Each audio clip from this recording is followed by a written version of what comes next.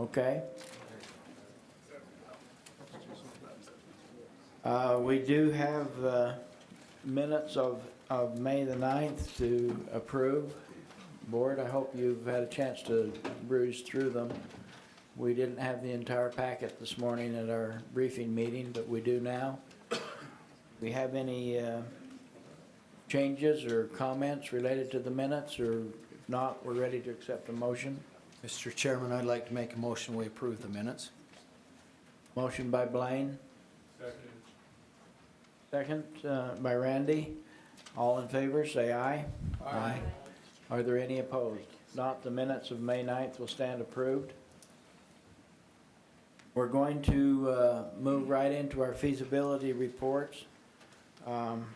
First up is the M Irrigation Company, and those who are here for that, we'll get to my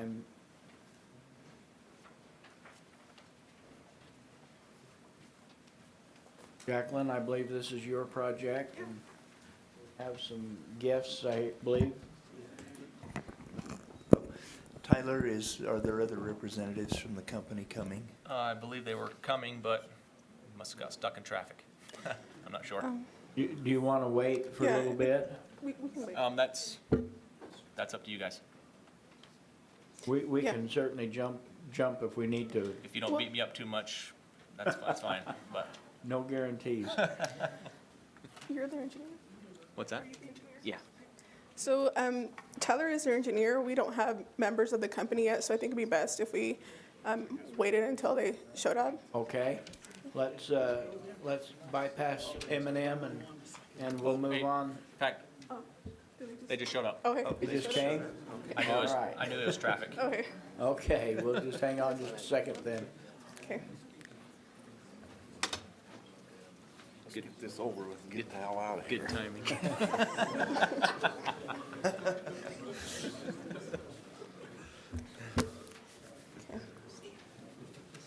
Wade,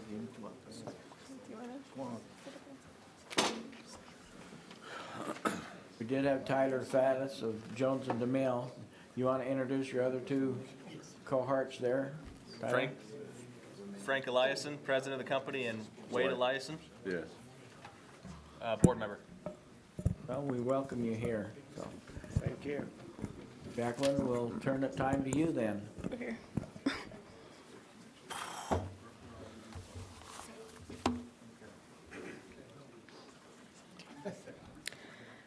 Good afternoon, Mr. Chairman and members of the board. The M Irrigation Company began supplying water in 1876, and they currently deliver water to approximately 2,000 acres of land. There are 81 shareholders in the company with a total of 1,059 shares.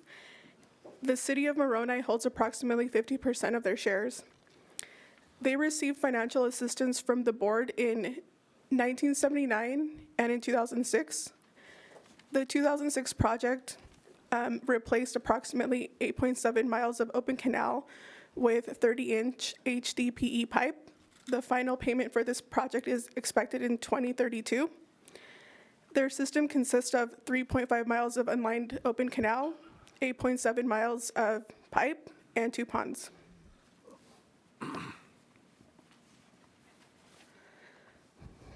The proposed project is located approximately 4 miles north of Mount Pleasant in Sanpete County. Water is diverted from the Sandpitch River and travels through 3.5 miles of canal, and it flows into an 8-mile pipeline that conveys water to a 30-acre-foot pond, and the remainder of the distribution system is approximately 0.7 miles of pipeline through which water is pumped to a 3-acre-foot pond. The proposed project is to replace that 3.5 miles of unlined canal and also install SCADA system and metering devices along that portion of the pipeline. And these are a couple of pictures of the current conditions of the canal. Approximately 1,221 acre-feet of water is lost through this portion of the canal. And And here are just a few more pictures.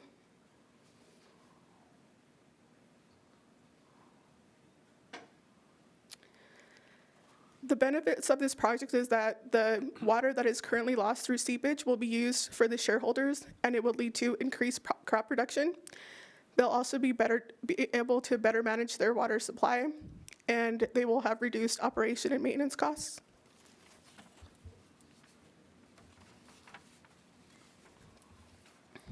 The estimated total for the project is $1.8 million, and this cost sharing and repayment is based on a Water Smart grant. The company applied for a Water Smart grant this year. They haven't heard back. If they don't get it this year, they plan on reapplying for the grant in next year. And so if they decide to pursue the project without the Water Smart grant, it would need to be reauthorized in the future. Staff recommends the board authorize 47.1% of the project cost, up to $886,000, and that the project be purchased at 0% interest over 25 years with annual payments of approximately $35,500. That is staff's report. Thank you, Jacqueline. You folks have any comments that you'd like to make on the project? Just, we appreciate your consideration and your work that's been done to put this all together. You gotta remember that we're in Sanpete and we need all the help we can get. I'm from San Juan, so I understand. Just a question. I have a question for you. Is all of the water that you get that's going into this pipeline come out of the sand pitch? Yes. And where do you take that out at? Just southwest of Fairview. Okay. The reason I ask is because in the last few years with the drought as bad as it's been, driving through that area, there hadn't been any water in the sand pitch, so I was wondering how you got your water.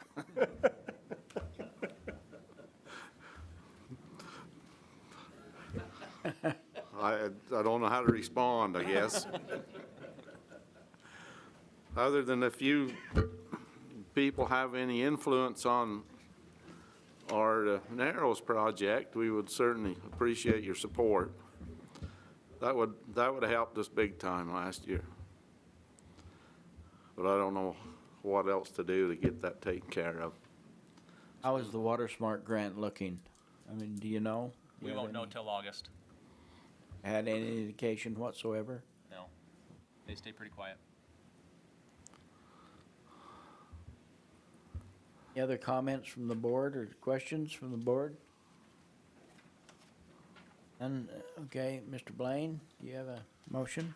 Yes, Mr. Chairman, I'd like to make a motion that the board authorize 47.1% of the project cost up to $886,000, and that the project be purchased at 0% interest over 25 years with annual payments of approximately $35,500. Do you have a second to that motion? I'll second it. Jim seconds the motion. Any questions? All in favor, say aye. Aye. Are there any opposed? Gentlemen, good luck on your Water Smart grant. Thanks. Thank you. If you don't get it, I guess we'll see you again. Appreciate it. We're going to move on now to Riverton City. This is project number RE423. Off the balance, right? Thank you.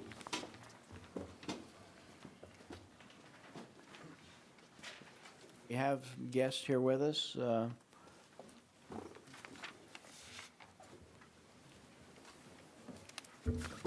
Conrad Hildebrandt, City Manager of Riverton City. Yes, sir. And Dan Woodbury, Yes. City Project Water Resources Engineer.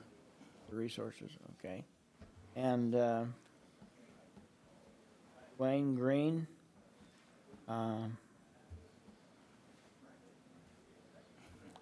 Water Director. Not very good at deciphering stuff, so. It's my handwriting, I guess. And Trace Robinson. Trace. City engineer. And we'll turn the time to you then to give us the project. Okay. Mr. Chairman, members of the board, the proposed project is located in Riverton City in Salt Lake County. The applicant serves culinary water and secondary water to about 10,200 connections. They own numerous water rights from 9 wells, the Jordan River, Utah Lake, and shares in various irrigation companies with waters coming from the South Jordan Canal, Utah Lake Canal, Utah Salt Lake Canal, and the Welby-Jacob Canal to supply its culinary and secondary irrigation systems. Okay, here's a picture of their, one of their diversions on the Jordan River. This is a rotating screen. Gets the trash out of there. Then their pump station, they've got some Amiod microfiltration systems that can do reverse back flushing and a real efficient system. Just for the heck of it, the building, they did a nice job making a vintage looking building so it doesn't look like an eyesore in the neighborhood. Here's another pump station. I believe this is on the Utah Lake Distribution Canal? Utah Salt Lake. Oh, okay, Utah Salt Lake Canal. Okay, here's one of their ponds. This is they use as a fishing pond. On the other side there, you've got picnic tables and fishing facilities. And this is their 32nd West Pond. They've got a 42nd West head pond. This one's no trespassing, but the ducks and geese seem to like it. Then they've got Black Ridge Reservoir that they share with Harriman City. And this one is no fishing, but you can swim in it. And they've got a beach there, and you can suntan there and have all kinds of fun. Well, they're one of the few secondary systems I've ever seen that's got a steel tank with a lid on it. Apparently this was recycled from an old culinary tank. I guess there's a story about why they have it, but they've got a 1 million gallon steel tank on their system. Okay, the applicant has witnessed a lot of overwatering on the lawns and gardens throughout the city. As Utah Lake does have a limited supply, the applicant sees the need to prevent abuse of the secondary system going into the future. It's calculated that about 3,000 acre feet are likely being wasted due to overwatering. The applicant would like to show regional leadership by pursuing metering of the secondary water to improve watering efficiency, measurability, and accountability. The applicant is requesting financial assistance from the board to install meters on all 10,200 connections. The city's engineering department will act as the project's construction engineer, and the project will be constructed over 4 years with 25% of the meters installed per year. Benefits of the project are that it will conserve approximately 3,000 acre feet and will help stretch existing supplies to satisfy build-out connections. It will also improve water efficiency, measurability, and accountability. As shown on the cost estimate, the project is expected to cost $14.1 million. The applicant currently has a Neptune AMI, an advanced metering infrastructure, in place and is already reading several hundred existing Mach 10 secondary meters. They also have Neptune culinary meters and an AMI system in operation as well. The recommended cost sharing and repayments are Board of Water Resources providing 85% or $11,985,000, and Riverton City would provide $2,115,000 for a total project cost of $14,100,000. Staff recommends the board authorize 85% of the project cost, up to $11,985,000, and the bonded indebtedness be returned at 1% interest over 15 years, with annual payments of approximately $929,000, including reserves. Bond payments will begin in 2022, with interest-only payments due in 2020 and 2021. And that is staff's report. We have any comment from the applicants? Questions or We're a silent group. questions from the board? Yeah, I have a couple, Mr. Chairman. First of all, what type of public process have you gone through as far as public acceptance of your residents and so forth with the installation of the meters? You want me to take it? Sure. We've actually installed the secondary system and the connections already throughout the city, and that started back in 1998, 1999. Went through the whole process. The citizens voted on putting in the secondary system. The meters themselves is kind of is the latest coming along that line. We've bought into the mantra that Senator Anderegg has said is, if you don't meter it, how do you manage it? And there has been a lot of overuse because the system is just open and people aren't regulating, they're not self-regulating themselves. We're proposing adding these meters to the system, which is a simple addition. That the rest of the delivery system is in place already. So that's our proposal. And in fact, in 2014, the city council and prior administration had presented that to the citizenry, and they passed the resolution or an ordinance to require meters on any new development. So since 2014, we have been installing meters on all commercial and residential developments since that time. And so we're just trying to speed up that process to meet the requirements that will be coming down. Okay, thank you. Another question, 10,200 connections, that's an ambitious undertaking, and I applaud your efforts, for doing that and taking the lead, with that. I live in Davis County, and I'm aware of Weber Basin Water Conservancy District and the efforts that they've been putting forth the last number of years relative to installing meters. Of those 10,200 connections, how many of those are front of yard installations? How many of them are back of yard installations? And do you anticipate any challenges backyard, if you have any? We really don't have any backyard. They're all front yard. Okay. In a city utility easement and right of way. Well, that's, fortunate in that regard. It'll make it a lot easier than having to go in backyard of individuals' properties to install the meters to their line. So it's in that way. Okay, that's the only questions I have. Well, any other questions from the board? I have a question. What's the anticipated lifespan of the meters? 10 years is what Neptune is indicating to us right now. And our culinary system, that's the brand that we have, and they have lasted 10 years on the culinary system. So we have those meters in place already. We would just continue with that. And as indicated, our AMR, the automated meter reading system is in place, and we're currently in the process of installing the infrastructure and bringing on the portal outlet so you can access it from your phone or device for the culinary. And those antennas are going up currently, and we're looking to piggyback this secondary system onto those same antenna.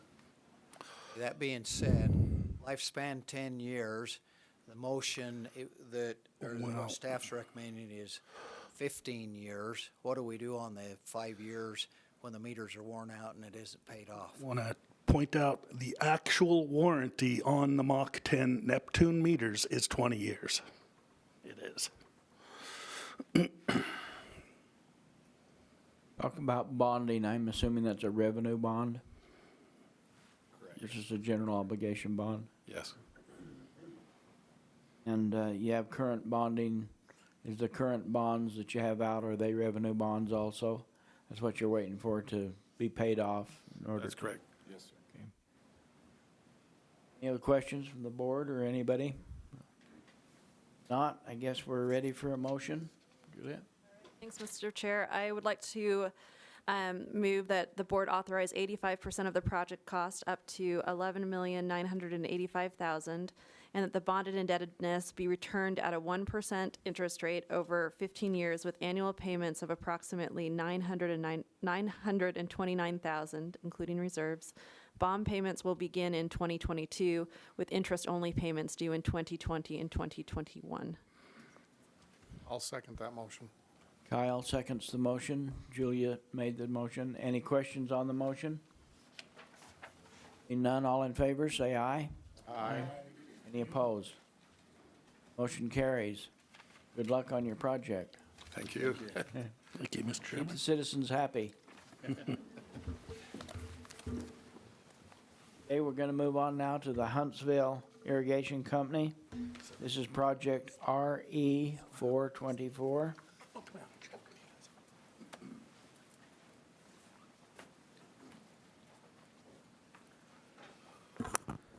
Is much taller than I am. And we have Mr. Rex Munford, who's the president of the Huntsville Irrigation Company. Welcome. Thank you. Appreciate you being here. You one big target on your back, huh? Yes. All right. No one else wanted to come. I wonder why. So I just kind of want to give a little background. I gave the background a little bit in the briefing meeting and didn't have numbers.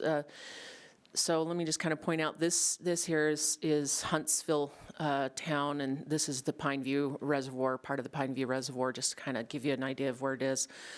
The Huntsville Irrigation Company came to the board 5, 6, 7 years ago. When Water Smart grant funding was fairly newish, came to us looking to put in a complete pressurized system on their existing system. They thought it would take, I remember talking about 10 plus years in 3 phases. They were able to get one Water Smart grant, and then they were able to get another Water Smart grant, and they said, boy, can we just do this in one shot? Was it 2 years construction? Yeah. So it was about a $4 million project to put in this pressurized system. There were other smaller companies in the area that looked at what they were doing. You had a couple join, didn't you, at the time? Yes. And now there's a couple more companies that have said, hey, we're too small to do this on our own. Could we join your ranks, as they are flood irrigating and would like to go to sprinklers? So I'm going to zoom in here on that yellow square. So this is where we're looking at. This is area that is currently outside of Huntsville Irrigation service area. They're looking to put in about 8,000 feet of pipeline. There's going to be some replacement, some removal and replacement. Is that still on the? Correct. Yes. Okay. So removing this and moving that 8-inch over here and replacing this with a 12-inch line. So a few things like that. And just kind of show you some of the conditions of that existing canal. Besides the fact it's absolutely gorgeous up there. So that's for sure. That's right near a road there. And so just some of the tough conditions they've got with these shareholders. So it's 100% of one small company and about 25% of the shareholders of another small company. And Huntsville Irrigation has been very proactive in working with their attorney and making sure getting those legalities, both with water rights and whatever they need to do with bylaws, articles of incorporation to bring in that new service area. So the project benefits, so these are project benefits for the smaller, and for the smaller companies coming in, and I'll just indicate, Huntsville has about 800 acres currently that they irrigate.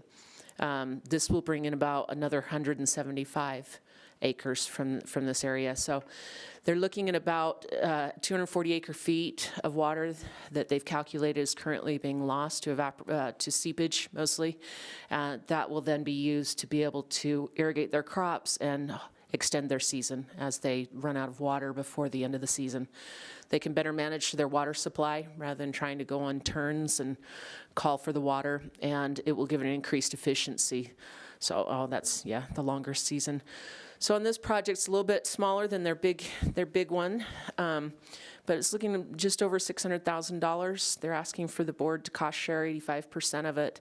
The staff recommends that the board authorize 85% of the project cost up to $514,250, and that the project be purchased at 0% interest over 25 years with annual payments of approximately $20,570. They are currently making a payment on that other project. That one is out of the Conservation and Development Fund. They do have an interest rate on that. This one is out of the Revolving Construction Fund, so it is a 0% as it's a smaller project. And that's staff's report. Rex, do you have any other comments or anything you'd like to make? Nope, that's good presentation of it. Board, do you have any questions? Mr. Mumford? I guess I just have one. You've got the entirety of one small company coming in and 25% of the other company. What, the 75% of this other company, how do they feel about this? Well, they would like to join at some point, but the 25% is actually located just barely east of the company that's 100% on board. And we're actually able to service that 25% out of virtually the same pipe. We had to increase the size to accommodate that 25%. So there were some others that would like, but just from a cost standpoint, this is very cost effective for that 25%. The remainder of the other company down the road probably. Will this project allow you to have a better handle on usage and? Oh, absolutely, yeah. And this is an additional company, so from their standpoint, it'll save a lot of water and make it a lot easier for them to function. Questions from the board? I have one. Appreciated the opportunity to go up and with Marissa and other staff the day that had the site visit. The project, as Marissa has indicated here on the map, will go through a lot of private property.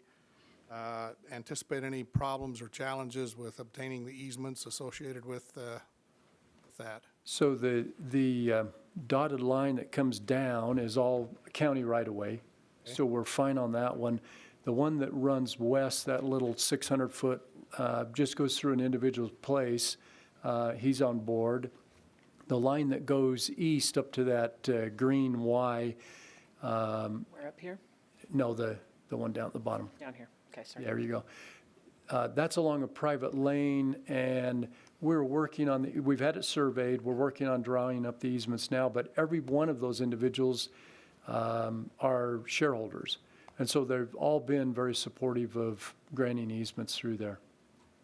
So we don't anticipate any problems obtaining additional easements there.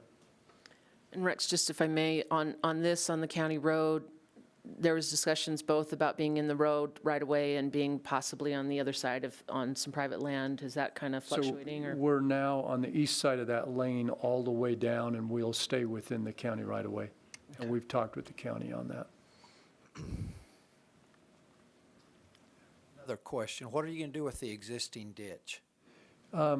Because from a Huntsville irrigation standpoint, we're going to put in the pipe and take over their water right. Those existing ditches will remain. In some cases, they are drainage ditches for some individuals. So that company, when we met with them, actually asked that the ditches remain just for stormwater drainage. They'll probably be, for the most part, dry. When we put in our other project, we had some ditches that were actually historic ditches, and those are still there, even though there's no water in them. Kyle, you ready to make a motion on this? Chairman, I'll make a motion, but before I do that, I'll just mention, in our earlier discussion, Randy mentioned, an opportunity to float down the Green River here coming up next month for the board. Just like to note that my first trip down the Green River happened to be with Mr. Mumford and his, he had a side business at the time, and left me standing out in the middle of the Green River on a big flat rock. I didn't know at that time that he was going to make the motion. Or you would have I drowned? wouldn't have left him there so long. That statute of limitations run out, right? All right. Evidently, you did go back and retrieve him. I don't think we made him swim, I don't recall. No, you didn't. Yeah. Anyway, with that, Mr. Chairman, I'll make a motion that the board authorize 85% of the project cost up to $514,250, and that the project be purchased at 0% interest over 25 years with annual payments of approximately $20,570. That's my motion. Motion by Kyle. Seconded. Wayne? Wayne seconds the motion. Any questions on the motion? All in favor, say aye. Aye. Any opposed? Motion carries. Good luck with your project. Thank you very much. Move on to Trenton Town.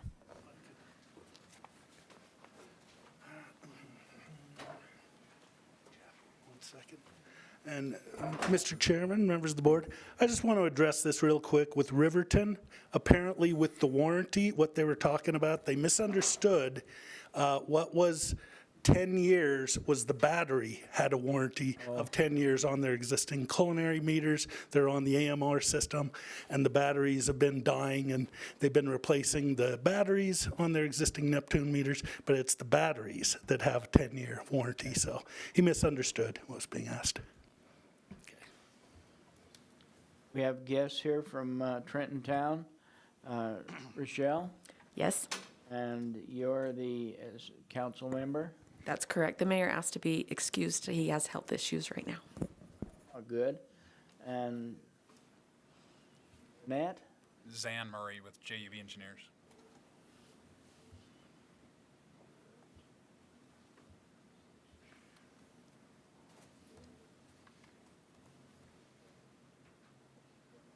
Jacqueline, go ahead and make a presentation then.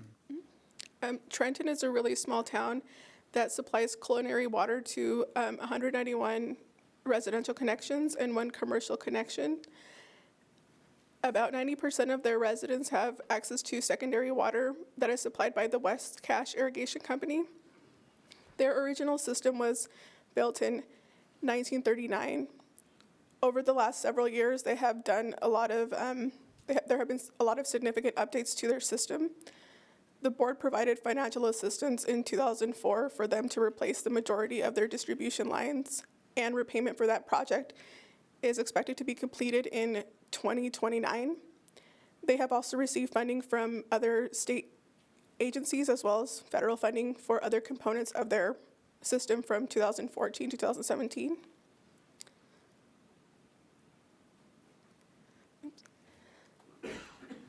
So the proposed project is located about 3 miles northwest of Clarkston in Cache County.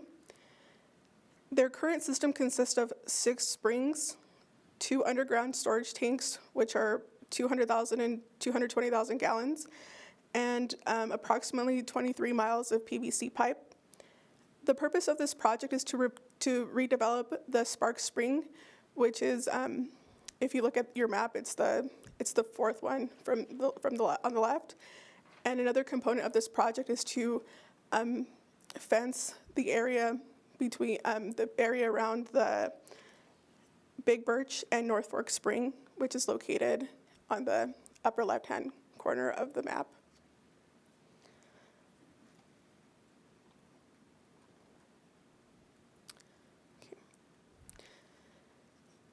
This is a picture of the area around their collection point of the Spark Spring.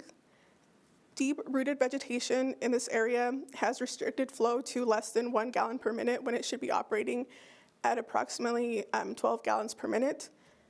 Some of the components of the redevelopment include replacing 200 feet of collection pipe, clearing the deep-rooted vegetation, installing a concrete cutoff wall, and installing a PVC liner over the collection area, and modifying the collection box so that it can better meter their water.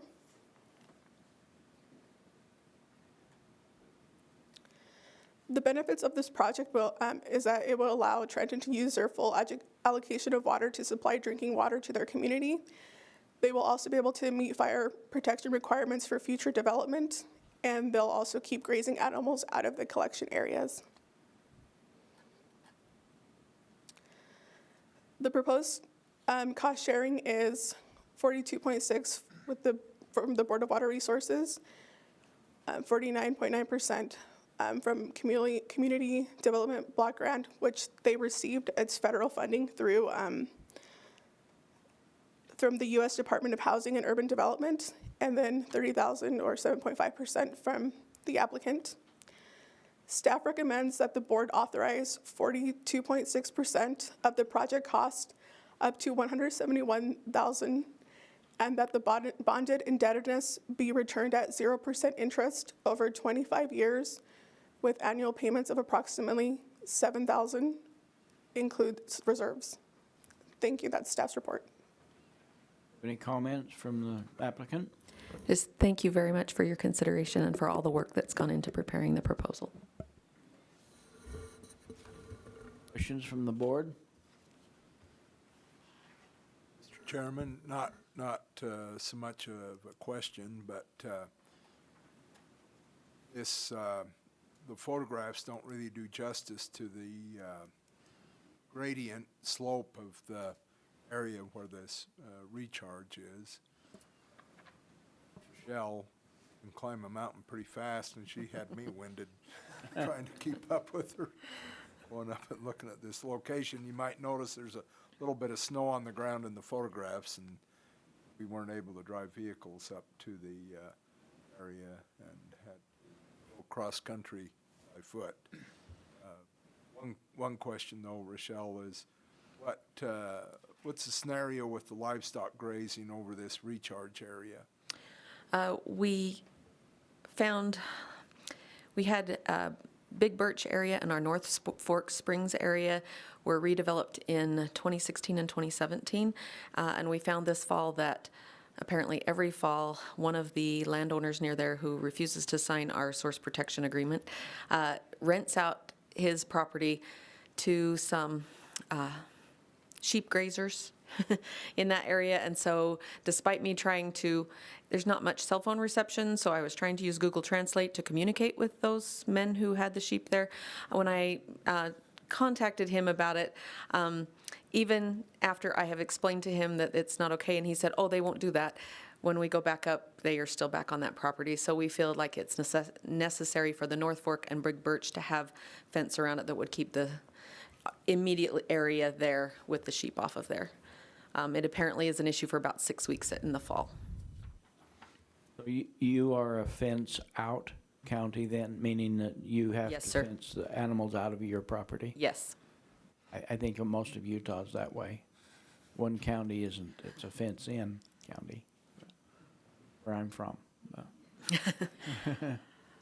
Dare to be different. We thought that we could reach an agreement with them where it's that only that one landowner, but even with the agreement reached, they're not really honoring that agreement, and so we feel like it's necessary to protect it. I also noticed in reading this that it seemed like an awful lot of maintenance, replacement of maintenance, what would have normally been a maintenance work. Is this because? Well, okay, I've had this job since August, so I can't comment on much that was going on before that point, except that the way that our city operates is that one of the council members is assigned to be over water. And so there have been times where that position changed quickly, like August is not a normal election period. And having somebody who grew up in Trenton and has stayed there for a long time is going to help, because that way it's somebody who can kind of keep tabs on what's going on a little bit better. This project will also purchase some property. It does. This will be owned by Trenton City? Right. Trenton owns the 1 acre around where that collection area is. Mm-hmm. It's quite possible that we will not have to extend beyond that 1 acre. But again, with the source protection issues that we've been having in the past, we would prefer to purchase that property, the whole lot, rather than just the tiny little bit in the middle that we have, because that would allow for us to be able to control our source protection more carefully. Thank you. Yes. One Randy. thing to consider, I don't know how you're looking at your collection system, but rather than doing a single pipe, I'd encourage you to do a dual line and then cross it together, which allows more than one path. If you do have a collapse or something somewhere else, you get a lot more life out of it, and it's not a lot of cost for another pipe. Install the redundancy and have that in place. Excellent, thank you. Any other questions of the board? Not, Mr. Charles? You- Mr. Chairman, I would make a motion that the board authorize 42.6% of the project cost up to $171,000, and that the bonded indebtedness be returned at 0% interest over 25 years with annual payments of approximately $7,000 in reserves. Motion by Charles to approve the project at staff recommendation. Any seconds? Second. And seconded by Kyle. Questions on the motion? Not all in favor, say aye. Aye. Are there any opposed? Not, good luck with your project. Thank you. Thank you. Keep the sheep out. We'll move on to committal of funds now from Monroe City. This is project RL 584. Ben? Don't need anybody here for this, I guess, do we? No, we do not. Good afternoon, Mr. Chairman, members of the board. The city of Monroe is located just a few miles south of Richfield. They have just over 900 secondary water connections in their system. Back in the year 2000, these connections were all installed with mechanical water meters. Recently, in the past few years, these water meters have begun to fail. The city's allocated about $15,000 a year to replace these meters. Unfortunately, they're failing faster than they can get them replaced, which poses a few complications for the city as they're trying to bill their citizens on two different water systems because they have two different kinds of meters. And then a lot of the older meters aren't even working to begin with, so it's complicated. Anyway, so they would like to, oh, here's a photo of the old mechanical meters, or one of them. A photo of the new meters. These are the electromagnetic meters, which work better. There's quite a few project benefits, including water conservation. There, about a third of the meters have been replaced. There's 585 that need to be replaced, which represents about 2/3 of the system.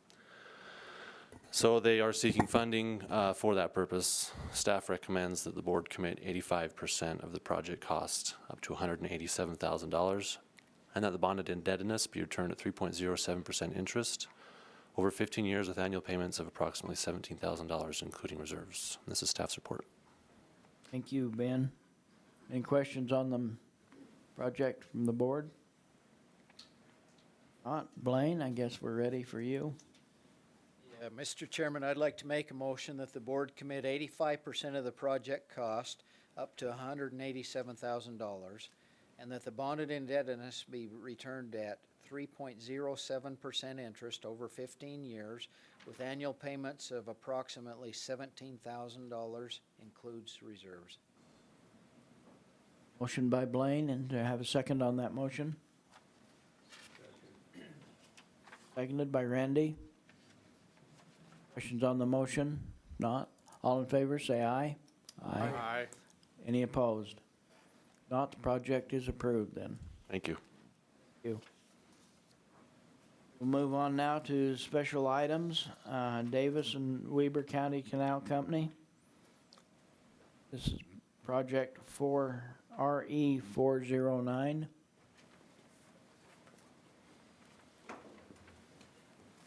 I guess this is a project again. Again.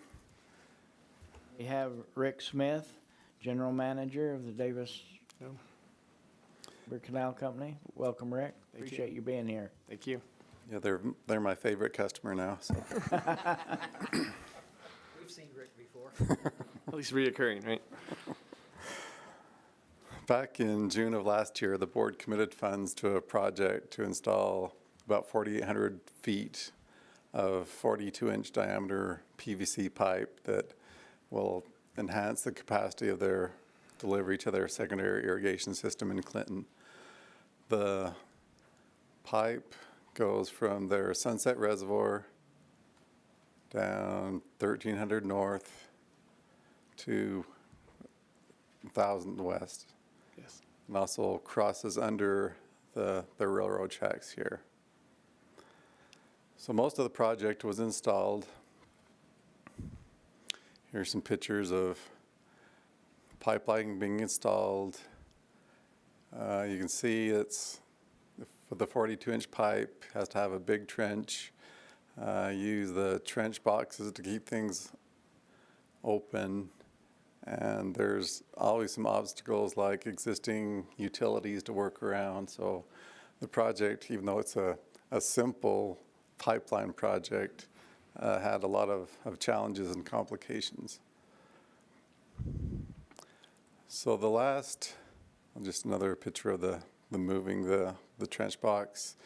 Here's a picture of the casing that they bored and jacked under the railroad. Then the 42-inch PVC pipe would be put through there.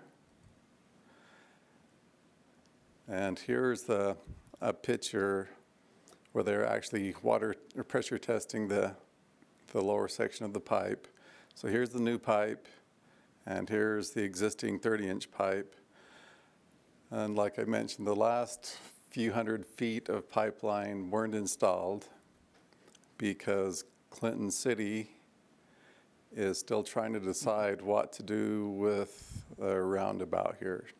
So the applicant decided just to hold back, tie on to the system so they could use it this irrigation season, and then wait till Clinton decided what they were going to do here before they proceeded and finished the project.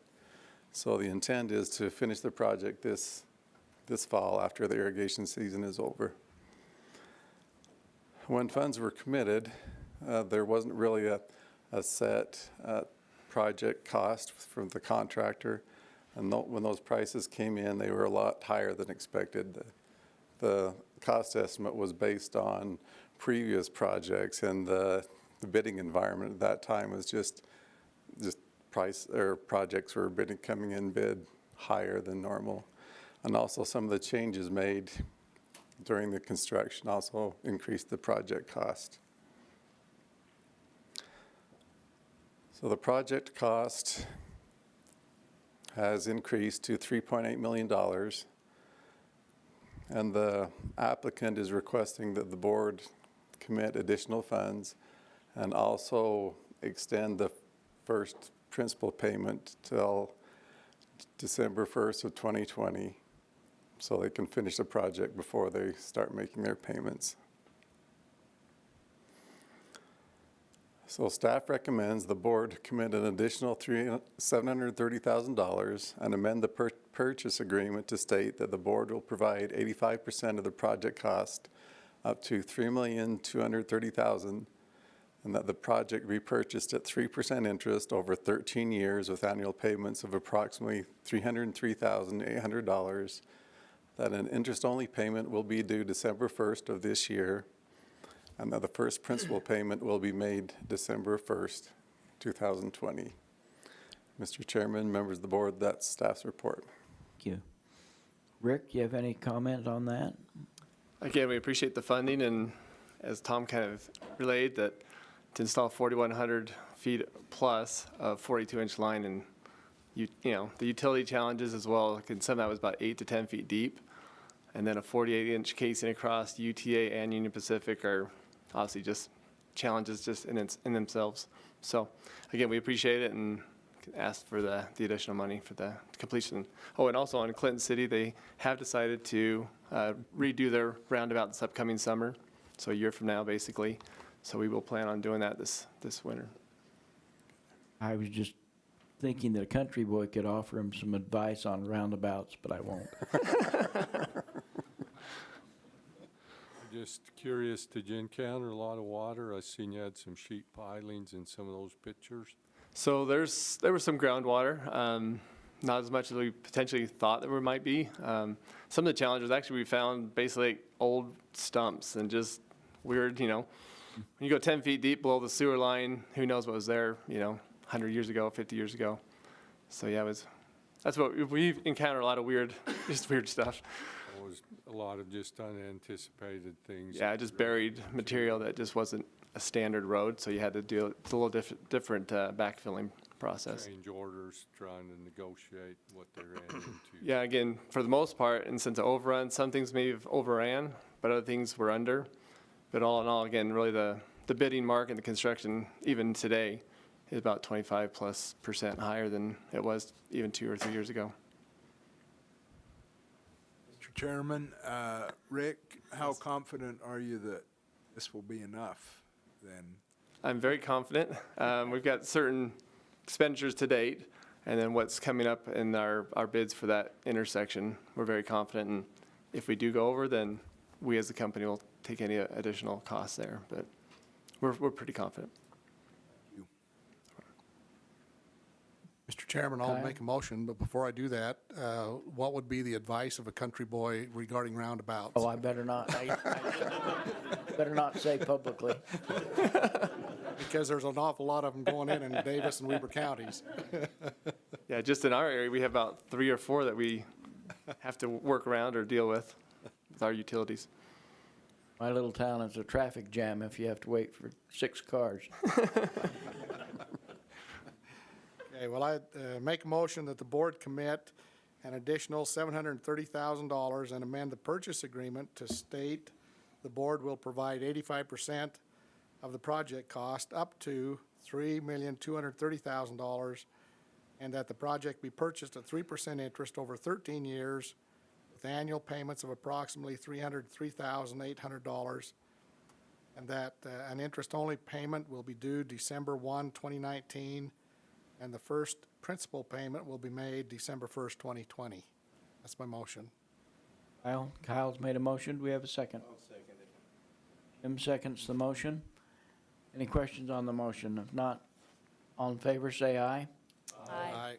Are there any opposed? One old city manager to another. Have fun. Okay, thank you very much. Members of the board, we have 3 projects that have requested withdrawal, and they are Brooklyn Canal Company, Project RE223, Woodruff Irrigation Company, Project RE385, and Rockville Pipeline Company, RE412. I believe, Jim, you were going to make a motion on those 3? Yes, Mr. Chairman, I'd make the motion that we withdraw the 3 that have been named by number. Second to the motion. Been moved and seconded. All in favor, say aye. Aye. Are there any opposed? And those projects will be withdrawn from our reports. Okay, we will move on to the new applications. We've got application from Ashley Central Irrigation Company. Yes, Jacqueline, do you? We don't go over that in here. They're just for. Okay. Okay, and we had also an application from Mountain Green Secondary Water Company. Got a conservation report from Marcy Larson, staff member. Marcy?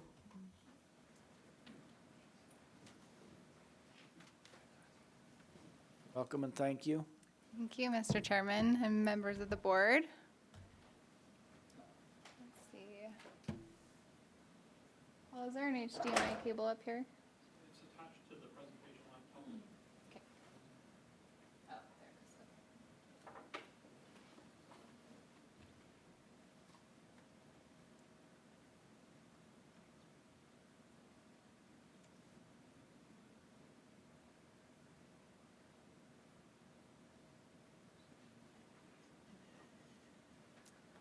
Okay. Just want to double check, is this showing up?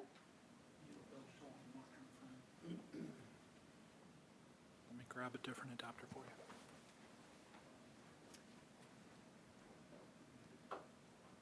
My apologies.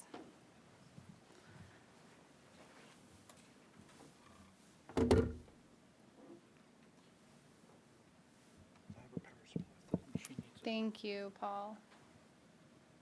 I should be good on power. For the adapter. Oh, I see. Okay. Thank you. All right, so I'm giving you the conservation report. The first thing I'd like to talk to you all about is our Utah Water Savers rebate program.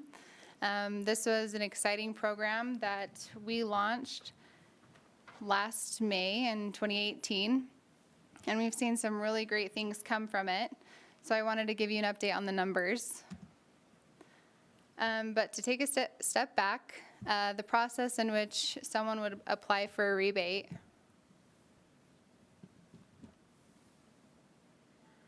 Do we have the image on that screen? We don't have anything.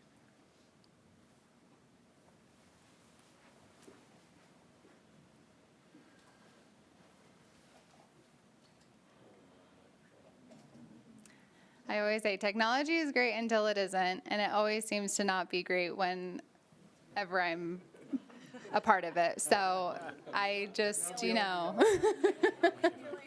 Oh, we have, yeah. Okay, it's not mirroring now.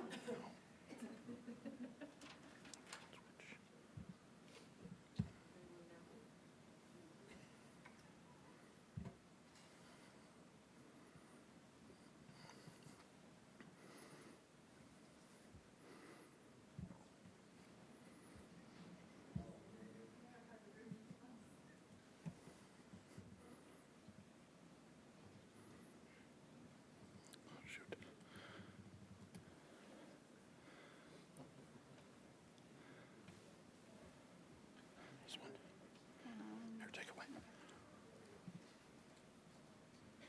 Shutting it off. Start.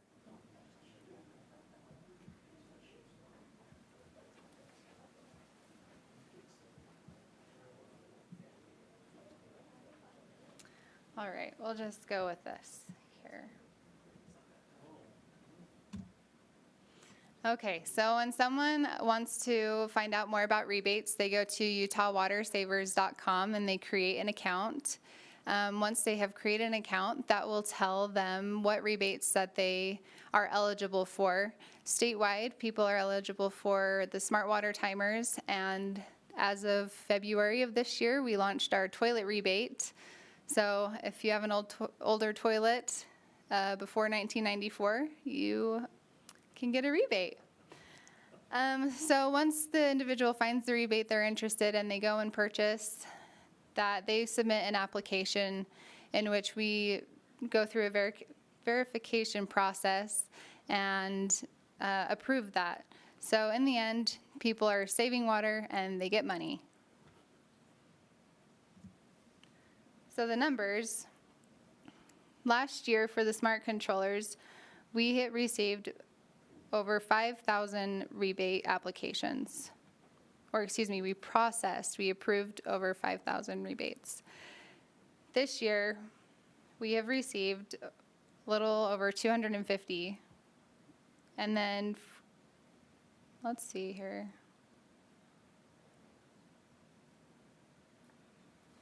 Okay.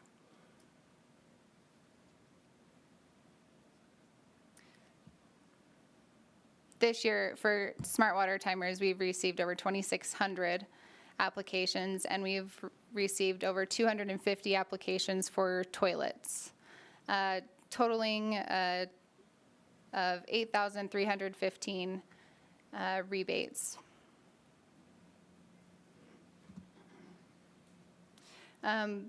This is to kind of give you a perspective of how often we're getting rebates monthly. And then up here is kind of by day. So we receive anywhere between 1 and 91 applications in a day. Yeah. So that's exciting. Next, I want to talk to you about our weekly lawn watering guide, in which we give the public an idea of how many times they need to water every week based on the county that they live in. So our Aqua Awesome numbers. In 2017, we had 4,221 likes, and as of right now, we have 12,109 likes. So we are getting quite the Aqua fans. And then for followers, we have, back in 2017, we had 4,160, and 2019, we now have 12,876. Looking at our reach and impression range, this tells us how many people could have potentially have seen our post through people liking, sharing, and following our page. We get anywhere from 10,000 to 327 impressions. So we've been having a fantastic water year, and that's really exciting. So I wanted to do a comparison for you of what it looked like this year compared to last year. So at the beginning of last year in April, we had 1 recommendation for Washington County, and this year we had 0 at the beginning of April. At the end of April, we had several counties that we were recommending for watering, and this year we were only recommending 4. In early May, we had several counties recommending for 2018, and this year we had 0 recommendations. At the end of May of last year, we had a couple of 3-time irrigations, several 2-time, whereas this year the majority of the recommendations was 2. And then as of last week, there's still quite a big difference, where last year we were recommending a lot of 3 irrigations, and this year recommending just 2. This is the conservation report. Thank you, Mr. Chairman and members of the board.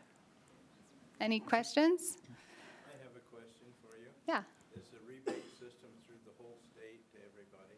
Yes, for smart timers and toilets. Yep. Are those coming in across the state, or are they mainly focused in the valley here? All across the state. So luckily we have awesome partners through the water conservancy districts that are helping us administer the programs. So rebates that are being applied in their service area goes to them, and they help with the verification process in their area. And then whatever doesn't fall within that, we take and process. Questions for Marcy? Thank you very much. Thank Appreciate you. it. Joel, I guess you're up for Lake Powell Pipeline Project. Did you need the laptop? I don't need the laptop. Okay. I just wanted to double check. So if my toilets are 1996, no dice on the rebate? No Is that- dice. Nope, no dice. I bet they have enough hard water deposits in them that they're effectively low flow, though. So. That's not very okay.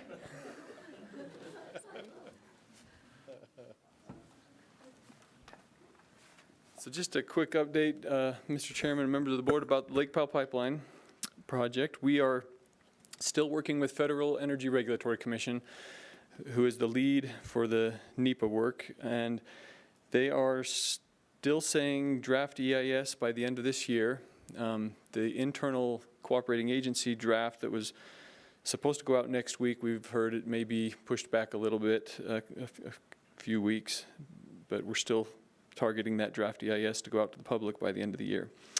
The end of next year, 2020, we would hope to see the final environmental impact statement, the EIS, and hopefully after that, records of decision. So we are anxiously awaiting this EIS process. We are continuing to work with the Bureau of Reclamation. They have been appointed to be the lead for the Department of Interior agencies involved in the project. So that would be Bureau of Land Management and National Park Service and others that are coordinating their efforts. For the next board meeting, I think we will need to discuss some additional funding for Bureau of Reclamation. to continue with their cost recovery agreement they have with us on the project, but we won't do that this meeting. The Stantec contract is in good shape. We have working under amendment number 9. As you recall, we committed funds to last year, and their work on that is currently under budget and should get us through the end of next year, which is when we had set that amendment to expire, with plenty of funds to get them through end of next year. We are continuing to meet with the Army Corps of Engineers. They will help regulate some of the stream crossings that we will encounter in the project, and working with them on discussing ways to reduce impacts to some of the dry washes that could be impacted by the forebay and afterbay reservoirs. So we're working with them on that. We're also continuing to meet with the Kaibab tribe. As you know, 2 of the project alignments would cross the reservation, and so we meeting with them on just about a monthly basis to update them on the project and learn more of their concerns and try to work together to come up with something that works for everyone on this project. As far as the total project cost estimate, I think we're still working with the 2015 cost estimate, which was $1.1 billion to $1.8 billion for this project. And the idea is we don't want to put too many resources on updating that right now until we get through the NEPA process and find out which alignment is preferred by the federal agencies and which route the project would end up going. And then as we move into final design, then we can fine-tune that cost estimate and come up with a financing plan. So for now, we're still working with the 2015 cost estimate. So I don't know if there are any questions from the board on the project. Questions from the board? Joel? Okay. A whole lot of it's getting late stares. Thank you. Thank you, Joel. Appreciate you. Director Mellis, I guess we're ready for any reports that you might have or information. Okay, be happy to speak for a minute here. So you got to meet some of our new staff this morning, and we've got another one and maybe more. One of the important things that's happened since the board last met is that with Mike Styler's departure, we now have a new executive director for natural resources, Brian Steed, and he's been here for a couple weeks. He's out of town today, but we're very much looking forward to working with Brian. Think that he will be a great leader and great advocate for the Department of Natural Resources and for water resources. So one of the things that is going on now that you might be interested in is the continued work on the Colorado River Drought Contingency planning, and that we signed all the documents last month, and now the real work begins. Even though that took us 6.5 years to get to the point that we had those documents signed. And so the major item of work that will go on for the state of Utah and for the upper basin states will be the formation of a demand management program, which would be a voluntary and compensated program to encourage water users to cut back their use of water for the benefit of holding the storage in Lake Powell up to elevations that would allow us to continue to be compliant with the Colorado River Compact. There is no issue with that at this point. Lake Powell is currently 75 feet above what we would term that critical elevation, plus the compact requires that the upper basin deliver to the lower basin 75 million acre feet over a rolling 10-year period. At this point, we're 92 million acre feet in deliveries, even through this very dry period that we've been through for the last 20 years. We feel that the system is working. We feel like the Colorado River is a reliable supply for water users in the state of Utah, including the Central Utah project and including the proposed Lake Powell pipeline project. So tomorrow here we will have the 4 Upper Basin states representatives along with public and others who have been invited and anybody else that would like to come to hold a demand management workshop where we will be talking about concepts and ways that we could put this program together. These are some of the things that we're starting to talk about now within the state of Utah. We need to, for the state of Utah, develop a program and do that in coordination with the public and those water users who would be interested in that. And so we're formulating those plans now. Some of the things that we think will be important to discuss will be law and policy, how we would fund such a project, environmental benefits and impacts, agricultural benefits and impacts, local economy benefits and impacts, and just numerous things of that nature. And so that's something that we will now be putting a fair amount of effort into as we move into the future. So, Mr. Chairman, members of the board, that is my report. Done a lot of work to that short of a report. Got a few things going on. Anything else from the board? Nothing, I guess we will call this meeting adjourned. Thank you for coming. Just gotta do that.